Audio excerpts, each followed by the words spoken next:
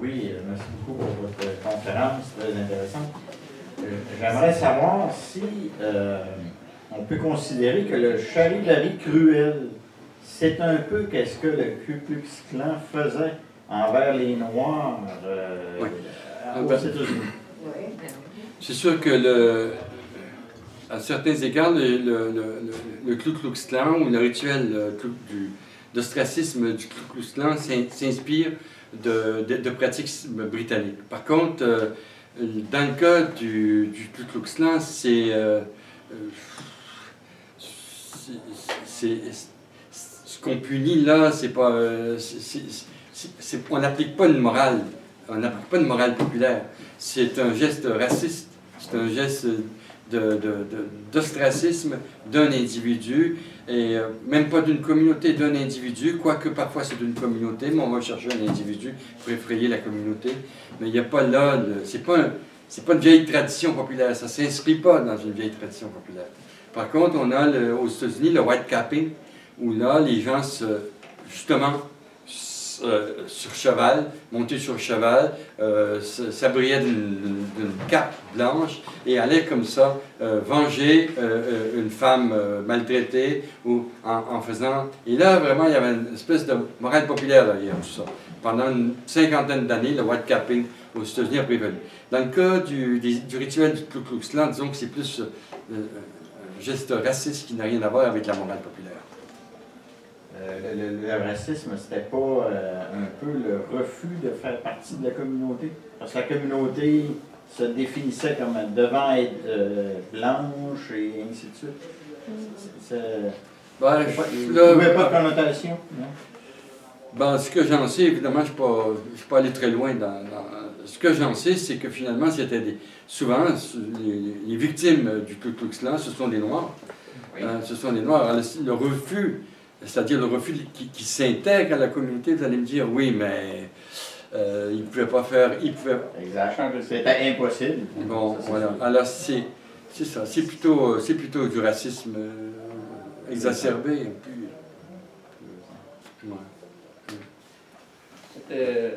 Judith, vous voulez parler?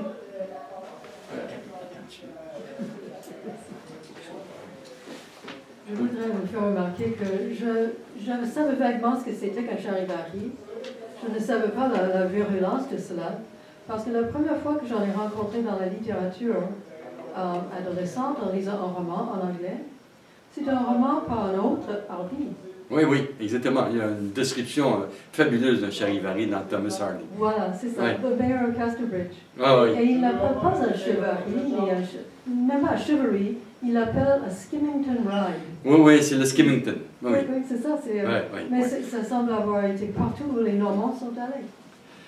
Ah, vous croyez que ce sont les Normands qui auraient introduit en grande... Je lance la suggestion. C'est possible, mais comme le charivari tire son origine première du Moyen-Âge, oui. Bien avant la conquête normande... Mais les Normands sont arrivés en Angleterre en 1066. Excusez, à ce moment-là. Donc, oui, mais... Allez, probablement que ça peut être ça aussi. C'est possible, parce que Hardy est un nom normand, c'est certain. Oui. Okay. Excusez, ma culture britannique n'est pas très forte. Là, François. Oui, bonjour. Bonjour. Ma question est en deux temps. Tout d'abord, quel lien on peut faire entre le charivari et le printemps érable de 2012, s'il y en a, oui. Et sinon, quelles sont les différences? Et deuxièmement, je sais que vous êtes un spécialiste du blasphème. Et donc, est-ce qu'il y a des liens à faire entre le blasphème et le charivari en tant que contestation du pouvoir politique ou religieux? J'aimerais bien vous entendre là-dessus. Merci. Ouais. D'abord, le lien entre la contestation printemps érable et charivari, il n'y a pas de doute qu'il y en a. Quand on a, il y a 3 ans maintenant, quand on a sorti les chaudrons, et paradé dans les rues en faisant ce bruit, cette musique dérisoire, là on s'inspirait du rituel charivarique. Maintenant, est-ce que c'est épuisé dans un imaginaire social enfoui?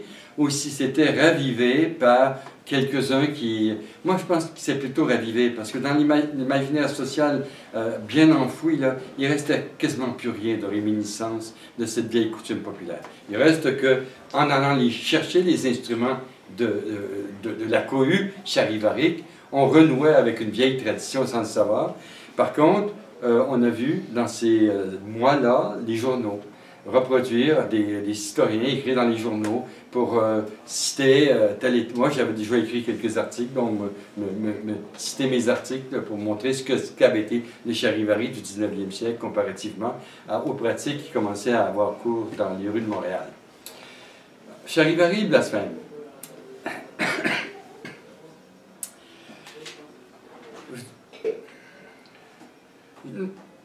J'ai du mal à y voir des liens.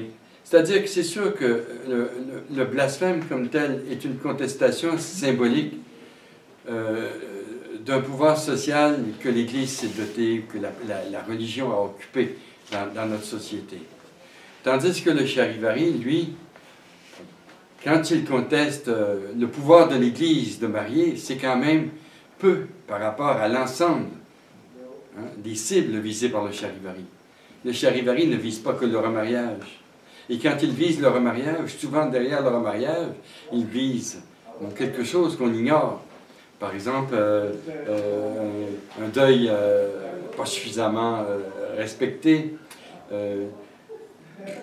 la possibilité aussi qu'il y ait eu autre chose dans la vie antérieure de ce couple. Mais on ne sait pas. Hein, on ne sait pas. Tandis que, ensemble, le charivari n'est que très peu une contestation de l'Église, à travers le pouvoir qu'a exclusivement l'Église de marier. Bon, là, le charivari, pas le charivari, oui, le charivari le conteste. Le charivari montre que nous, du peuple, nous avons le pouvoir de dire que ce type de remariage, nous ne l'accepterons que lorsque la personne aura payé sa rançon. Donc il y a là une contestation, mais bien minime du pouvoir de l'Église. Tandis que oui, le blasphème, tel qu'il apparaît, le blasphème des Québécois, pas le blasphème de toute du monde occidental, mais le blasphème des Québécois qui utilisent le vocabulaire de la sacristie, qui utilisent le rituel catholique, une partie du rituel catholique, lui s'attaque au pouvoir religieux, s'attaque, et c'est une façon un peu symbolique de le contester. Lien entre l'un et l'autre, non. Alors, mais par contre, il y a un certain lien, par contre, dans mes recherches, c'est que l'une et l'autre de mes recherches, ça s'est passé dans les archives judiciaires.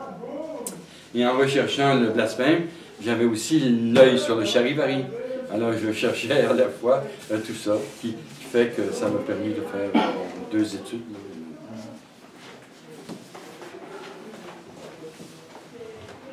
Merci. À première vue, ce qui me frappe dans le charivari, c'est la mascarade. Puis dans les reproductions qu'on peut avoir, et le masque, si on remonte avant le Moyen-Âge, on arrive aux Celtes, aux Goths, etc. Et ça a une connotation mortuaire. Et les peuples anciens, nos ancêtres, qui sont des barbares, pour 90% des descendants d'envahisseurs ou de Celtes qui n'étaient pas des Romains, nos ancêtres avaient un attachement extraordinaire envers les morts. Et au début du volume, il y a une explication, c'est que c'est la justice des ancêtres qui revendique le respect des traditions ancestrales, justement, lorsque le charivari est formé au Moyen-Âge. Bon. Et c'est ça, moi, que j'ai trouvé important. Avec la modernité, la modernisation et la cléricalisation des institutions, on rompt avec... Il y a une rupture avec le monde païen. Et la forme barbare ou éclatée des manifestations des morts, du culte des morts, c'est normal qu'elle soit réprimée parce que l'Église réglemente le respect des morts de façon, il y a des fêtes religieuses, etc.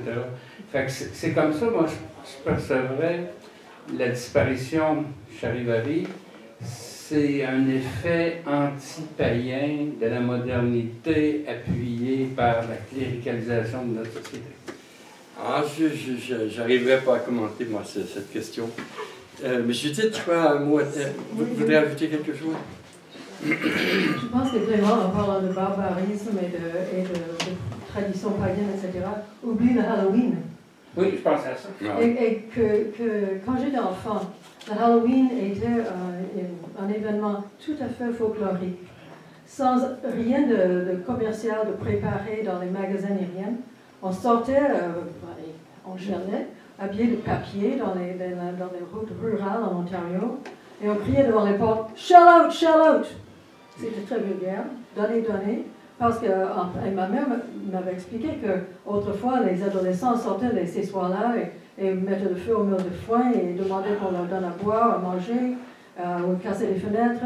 C'était une violence aussi, et c'est une violence d'origine païenne. Et quand je suis arrivée au Québec, les Québécois ne savaient même pas ce que c'était que le Halloween. Non. Et les Américains l'appellent le Halloween, le rendant ainsi creux. Mais en fait, c'est All Hallows Eve, la veille du Toussaint. Et c'était, avant d'être la veille du Toussaint, c'était simplement la célébration des morts et une excuse pour la violence. Et non seulement ça persistait au Québec, mais ça a pris racine et maintenant il y a des commerces entiers qui se dévouent à cela. C'est étonnant. Oui, oui. Bon, maintenant, oui, vous avez un commentaire? Non, après. OK. Bah, moi, cependant, moi, je vois plutôt... C'est sûr qu'il y a une symbolique derrière le masque. Je ne cherche pas à le retracer. Mais il y a un côté pratique aussi à la mascarade, vous savez. Le charivari, il se fait au risque de l'excommunication. Il se fait aussi au risque de l'arrivée de la police. Alors, c'est sûr que la communauté est au courant, elle sait très bien, les personnes se sont changées, se sont déguisées chez le voisin de la victime ou dans une maison proche. Tout le monde sait bien qui est l'acteur du charivari, mais il y a une solidarité communautaire qui fait que personne ne veut les dénoncer, d'où l'importance d'avoir le masque, hein, pour ne pas être sujette à l'application de la loi. Or, c'est plutôt ça que je vois. Maintenant, à l'origine du charivari, est-ce que le masque a cette symbolique? Probablement. À vrai dire, je n'ai pas étudié cette question-là. Je suis passé un peu vite là-dessus. Vous en touchez un mot dans Oui, j'arrive avec un de mes auteurs là, que je cite fréquemment au tout début et qui, lui, il fait allusion. Mais ça ne va pas beaucoup plus loin que ça, parce que par la suite, on arrive en Grande-Bretagne, et là, le charivari du 19e siècle en Grande-Bretagne est un charivari aussi qui est susceptible d'être passible d'emprisonnement. Pardon. Un instant, Adelaïde, je reviens après. Oui. Oui, deux commentaires, questions, demandes de réflexion, on va dire. Le masque, c'est aussi, je veux dire, la représentation par le masque, c'est aussi un rôle. Enfin, je veux dire que ça montre aussi, c'est la représentation d'une qualité bien particulière du porteur de masque. C'est-à-dire que c'est l'individualité qui s'estompe derrière la fonction représentée aussi par le masque. Donc, je ne sais pas, il y a peut-être aussi des choses à creuser de ce côté-là. Enfin, ça, c'est juste une réflexion par rapport. Et les masques en psychiatrie ou en psychologie, les clubs de masques sont des choses aussi jouées. Donc bon, je ne sais pas s'il faut y trouver des liens, mais en tout cas, pourquoi pas. Deuxième chose, je pense que Clément faisait appel justement à l'aspect masque mortuaire, rite mortuaire. Moi j'aurais tendance à dire, quand je vous écoute, j'entends le bruit, j'entends le tonnerre, je vois les éclairs, et en fait, ce sont des choses qu'on associe aussi beaucoup à des rites de passage. Alors, est-ce que le charivari, en fait, tire pas ses sources de rites, de traditions antidiluviennes, de rites de passage, de rites de purification, etc. Moi, j'y vois des liens. Donc, je ne sais pas si vous avez pu trouver des éléments là-dessus. J'ai du mal à... C'est-à-dire qu'on pourrait l'interpréter comme ça, mais alors pour quelle raison est-ce que les cibles du charivari sont si sélectives? Si c'était un rite de passage, on pourrait, eh bien, il serait probablement plus généralisé et plus appliqué plus fréquemment. Purification, peut-être. Ouais. Purification pour ceux qui en ont besoin. Ouais. Peut-être, oui, à ce moment-là, par le bruit. Question mark, comme on dit. Oui. Juste, Une question. Le premier tour de questions avant le deuxième. oui, c'est beau. Ah, Alors, en Suisse, d'où je viens, il y avait une coutume parmi les enfants, au niveau des enfants du village, il y a 100 ans et moins que 100 ans, parce que j'ai entendu souvent parler de ça quand j'étais petite, une coutume qui ridiculisait l'enfant qui dormait à la Saint-Sylvestre le plus longtemps. Alors, tous les enfants essayaient de se réveiller tôt ce jour-là, le dernier jour, et celui qui dormait le plus longtemps, le groupe du village, des enfants, chantait et battait des chaudrons et venait le sortir du lit, et il devait amener à la main ses souliers, et on le portait à travers la contrée en chantant une chanson particulière pour le ridiculiser et le punir de dormir si longtemps. Oui, le Sylvestre. Oui, mais ils sont nombreux, les rituels de justice populaire ou les rituels de stigmatisation, comme ça. La chanson, vous parlez de la chanson, bon, elle se pratique ici, en Nouvelle-France, et jusqu'aux années récentes. J'ai vu, par exemple, ici à Saint-Boniface de Shawinigan, en 1880, il y a un entrepreneur qui a lancé une entreprise de fabrication de la fonte, un haut fourneau. C'est appelé les Forts de Saint-Boniface. Il a fait une faillite monumentale. Puis, cette faillite impliquait aussi beaucoup des habitants de la paroisse. Alors, les habitants étaient contrés, étaient choqués de ce qui s'est passé. Ils ont comme ça composé des chansons. Et sur le parvis de l'église, ils chantaient des chansons qui humiliaient, qui stigmatisaient cet entrepreneur qui les avait embarqués dans un bateau qu'il a fait lui-même sombrer. Alors, vous voyez, la chanson, bon, c'est depuis la Nouvelle-France jusqu'à nos jours, elle existe comme manière de stigmatiser, de se rendre justice. Bon, maintenant, c'est pas Charivari. Eh bien, ça c'est pas seulement la chanson, mais c'est une parade à travers le paysage du groupe d'enfants qui portent le paresseux. Ah, ben là, oui, ben là, ça s'apparente au rituel Charivari. Oui, ils battent les tambours et surtout les casseroles. Les casseroles qu'ils peuvent prendre chacun à la cuisine de leur mère. Ah oui, mais ça c'est assez semblable. Oui. Maintenant, en quoi est-ce que le fait de dormir plus longtemps à la Saint-Sylvestre est-il quelque chose de...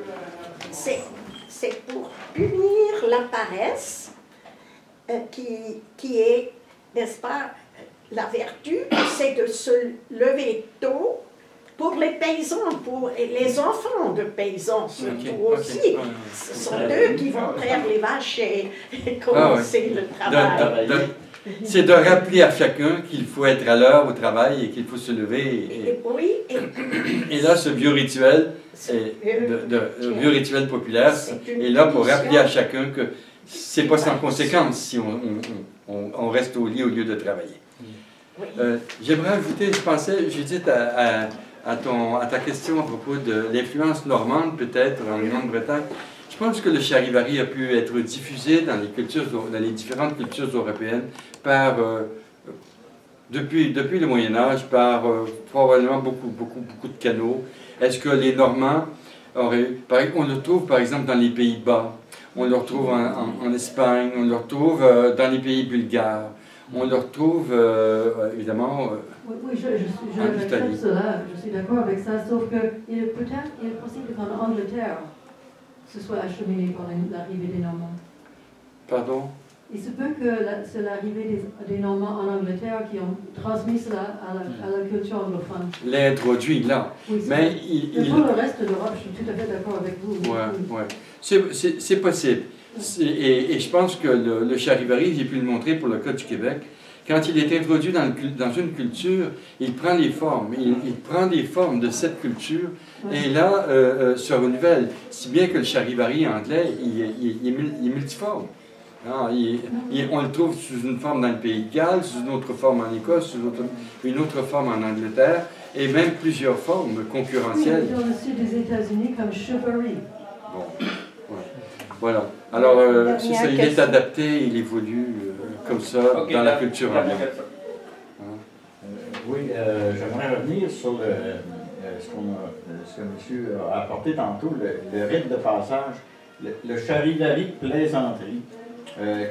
Qui s'utilisait lors d'un mariage, par exemple.